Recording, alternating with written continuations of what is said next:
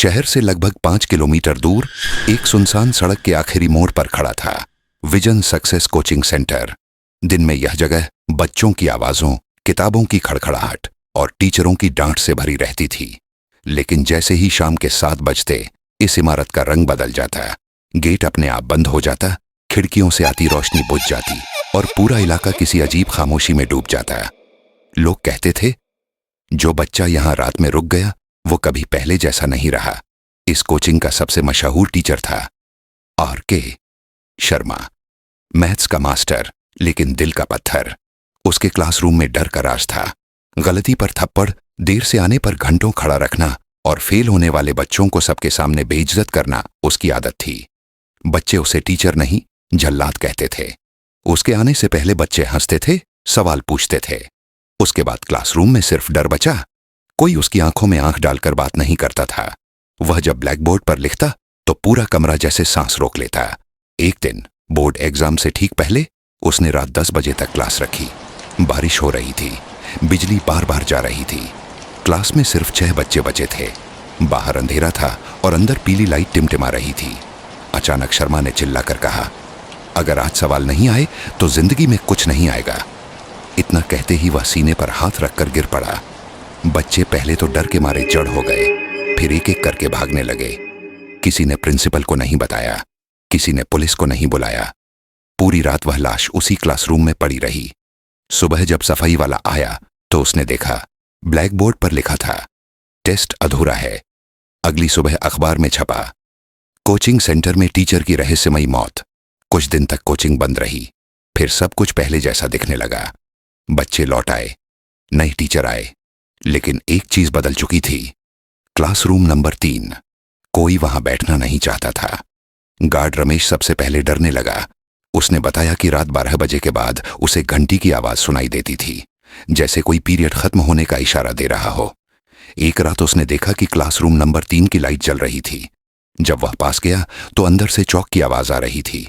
Black board पर अपने आप लिखा जा रहा था, कल टेस्ट है। रमेश भाग गया। धीरे धीरे छात्रों को महसूस होने लगा कि कोई उन्हें देख रहा है। पढ़ते समय कान में फुसफुसाहट, कॉपी में अपने आप कटे हुए नंबर और कभी कभी किसी का नाम पुकारा जाना।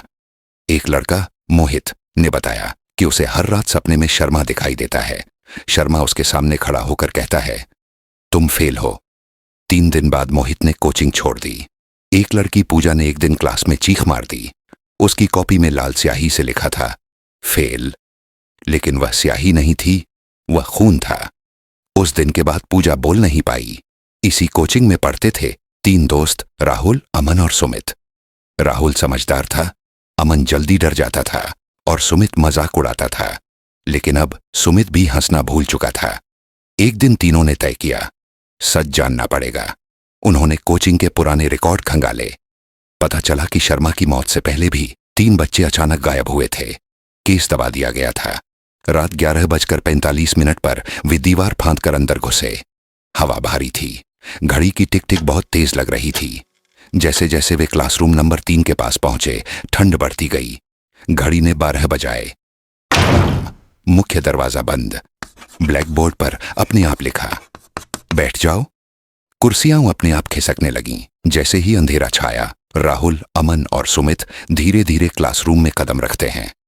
कमरे का तापमान अचानक नीचे चला गया। सांसें धुंधली लग रही थीं। कमरे में किसी अजीब सी गंध फैली थी, जली हुई चौक और पुरानी किताबों की गंध। कुर्सियों पर धूल जम चुकी थी, लेकिन बीच में एक लंबी पंक्ति पूरी तरह साफ थी। ब्लैक बोर्ड पर सवाल खुद ब खुद लिख रहे थे।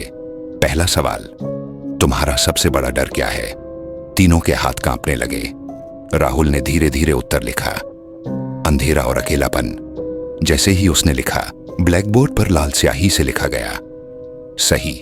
अगले सवाल पर ध्यान दो। दूसरा सवाल, कौन सी गलती तुम्हें हमेशा याद रहती है? अमन डर के मारे चिल्लाया, लेकिन सुमित ने धीरे से लिखा, मैंने कभी किसी को नहीं बताया कि मुझे डर लगता है। ब्लैक बोर्ड ने प्रतिक्रिया दी, सच बोलना अच्छा है, लेकिन कीमत चुकानी होगी। कमरे की हवा अचानक ठंडी हो गई। पंखा तेज घूमने लगा। पीछे के कोने में किसी ने कदमों की आवाज सुनी। तीनों डर के मारे एक दूसरे की ओर देखने लगे। तभी कमरे के दरवाजे अपने आप बंद हो गए। राहुल ने दरवाजा खटखटाया, लेकिन कोई जवाब नहीं आया। एक तेज रोशनी ब्लैक बोर्ड से निकलती है। सवाल तीसरे नंबर का दिखाई दिया। कौन यहां से पहले भागेगा? तीनों ने पलटकर देखा। कुर्सी पर वही साया खड़ा था, आर.के. शर्मा। उसका चेहरा टेढ़ा, आंखें लाल और हाथ में वही पुराना रजिस्टर। शर्मा ने कहा, जो भी गलत उत्तर देगा यहीं रुक जाएगा। तीनों ने साथ में फैसला किया कि वे सिर्फ सच बोलेंगे। सवाल चौथा आया, तुम्हारे दोस्तों में सबसे कमजोर कौन है? अमन डर के मारे कांप गया। सुमित ने धीरे से कहा, मैं। ब्लैक बोर्ड पर लिखा, शुरुआत सही है, लेकिन अंत तक सच रहना होगा। धीरे धीरे कमरे की दीवारें कसने लगीं, हवा में फुसफुसाहटें आने लगीं। गलत मत करना, फेल होगा। राहुल ने अपने फोन से फ्लैश ऑन किया। रोशनी पड़ी तो देखा कि चारों दीवारों पर हजारों छोटे छोटे हाथ उभर आए थे, जैसे बच्चे पहले से ही कमरे में फंसे हुए हों। सुमित चिल्लाया, हम भाग रहे हैं। लेकिन पंखा अचानक तेज घूमने लगा। हवा इतनी तेज हुई कि उनके पैरों के नीचे धूल उठ गई। शर्मा आगे बढ़ा। उसने रजिस्टर खोला और आवाज आई, टेस्ट खत्म होने तक कोई बाहर नहीं जाएगा।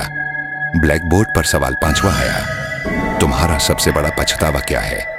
तीनों ने सोचा कि यह आसान है, लेकिन जैसे ही उन्होंने जवाब लिखा, कमरे की दीवारों से जोर जोर से बच्चों की चिल्लाहटें आने लगीं। मैं यहां फंसा था, मैं नहीं चाहता कि तुम भी फंसो। सुमित ने महसूस किया कि यह आवाज पूजा की थी, वही लड़की जो पार्ट 1 में गायब हो गई थी। राहुल ने धीरे से कहा, हमें इसे समझना होगा। शर्मा ने सिर्फ डर से बच्चों को रोक रखा है, यह एक तरह की परीक्षा है। लेकिन तभी कमरे का दरवाजा अपने आप खुला। तीनों ने जल्दी से बाहर भागना चाहा, लेकिन कॉरिडोर में और भी अजीब दृश्य था। हर कमरे की खिड़कियों में उनके पुराने सहपाठी दिखाई दे रहे थे। कुछ हंस रहे थे, कुछ रो रहे थे, और सबकी आंखें खाली, पत्थरीली। तीनों समझ गए कि यह जगह केवल एक भूतिया कोचिंग सेंटर नहीं है, यह एक जेल है जहां शर्मा की आत्मा छात्रों की आत्माओं को पकड़ रही थी। राहुल ने सुझाव दिया, हमें इन आत्माओं से सामना करना होगा और सच बोलकर ही बाहर निकल सकते हैं। अमन और सुमित डर गए, लेकिन वे मान गए। ब्लैक बोर्ड ने आखिरी सवाल लिखा, तुम बाहर कैसे निकलोगे? तीनों ने एक साथ लिखा, सच बोलकर। कमरा हिलना बंद हुआ, पंखा रुका, हवा सामान्य हो गई और कमरे की रोशनी धीरे धीरे गायब हो गई। लेकिन जब तीनों बाहर निकले, उन्हें एहसास हुआ कोचिंग सेंटर अब भी खड़ा था, जैसे कोई घटना घटित ही न हुई हो। पार्ट 2 का क्लिफ हैंगर। राहुल, अमन और सुमित बाहर थे, लेकिन उनके पीछे कोई आ रहा था। एक धीमी आवाज, टेस्ट अभी खत्म नहीं हुआ। राहुल, अमन और सुमित अब कोचिंग सेंटर के बाहर खड़े थे। बारिश भी थम चुकी थी, लेकिन उनके कानों में अभी भी वही आवाज गूंज रही थी, टेस्ट अभी खत्म नहीं हुआ। तीनों ने पीछे मुड़कर देखा, कोई नहीं था, पर फिर भी हवा में एक ठंडी छाया चली गई। उनके पैरों तले जमीन कांप उठी। राहुल ने कहा, हमें अंदर जाकर सब खत्म करना होगा। अब डरने से कुछ नहीं होगा। तीनों ने गेट खोला और अंदर प्रवेश किया। हर कदम पर दरवाजे अपने आप बंद हो जाते। कमरे में घुसते ही उन्होंने देखा क्लासरूम नंबर 3, वही जगह जहां पार्ट 1 और पार्ट 2 की घटनाएं हुई थी। ब्लैक बोर्ड पर लिखा था, अंतिम सवाल। तीनों ने एक साथ पढ़ा, तुम यहां क्यों आए? सुमित ने कांपते हुए लिखा, सच्चाई जानने के लिए। कमरे में अंधेरा गहरा गया। तभी अचानक सभी बेंच पर बच्चे दिखाई देने लगे, मृत बच्चों की आत्माएं। वे धीरे धीरे उठे और चारों तरफ मंडराने लगे। अमन ने फुसफुसाया, हमें भागना चाहिए। राहुल ने कहा, नहीं, हमें सामना करना होगा। शर्मा की आत्मा तभी शांति पाएगी जब उसकी कहानी पूरी हो। तभी कमरे में तेज हवा चली। ब्लैक बोर्ड से आवाज आई, सत्य बोलो या यहीं फंस जाओ। तीनों ने धीरे धीरे अपनी कहानी बताना शुरू किया। राहुल ने बताया कि वह डर से भागता रहा, लेकिन अब वह साहस दिखाना चाहता है। अमन ने बताया कि वह हमेशा डर से झूठ बोलता था। सुमित ने बताया कि उसने दूसरों का मजाक उड़ाकर अपनी सुरक्षा की कोशिश की। जैसे ही उन्होंने सच बताया, कमरे की हवा शांत हो गई। बच्चे की आत्माएं धीरे धीरे गायब होने लगीं। तभी सामने से एक ठंडी आवाज आई, तुम तीनों में से कोई भी दोषी नहीं है, लेकिन तुम्हें परीक्षा पूरी करनी होगी। ब्लैक बोर्ड पर अंतिम सवाल लिखा, क्या तुम मेरी गलती सुधारोगे? राहुल ने बिना हिचकिचाहट के लिखा, हां। कमरा हल्का रोशन होने लगा। शर्मा की साया दिखाई दिया। वह धीरे धीरे मुस्कुराया। उसकी आंखें अब लाल नहीं थीं।